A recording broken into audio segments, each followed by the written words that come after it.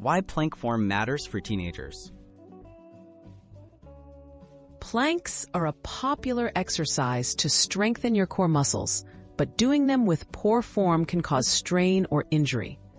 For teenagers, learning to plank correctly builds a strong foundation for sports, posture, and daily activities. The right technique helps you get the benefits, like better stability, while protecting your back and joints from harm.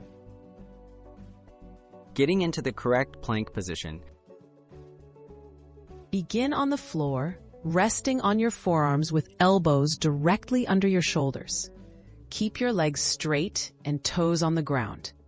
Engage your core so your body forms a straight line from head to heels. Avoid letting your hips sag or raising them too high. Look slightly ahead to keep your neck in a neutral position throughout the exercise. Common plank mistakes and how to avoid them. Avoid arching your back or letting your hips drop, as this puts unnecessary pressure on your lower spine. Don't hold your breath. Breathe steadily to keep your muscles oxygenated. Stay mindful of shoulder position. Don't let them hunch up toward your ears. If you feel pain in your lower back or wrists, stop and adjust your form before continuing. Tips for safe and effective core strengthening. Start by holding the plank for short intervals, about 10 to 20 seconds, before gradually increasing the duration as you get stronger. Focus on quality over quantity.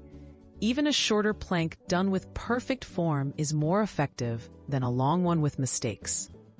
Warm up before you start, and add planks to a balanced fitness routine for best results. Staying motivated and injury-free. Set realistic goals and track your progress to stay motivated. Practice planks a few times each week, allowing your muscles time to recover. Listen to your body and stop if you feel pain that isn't normal muscle fatigue.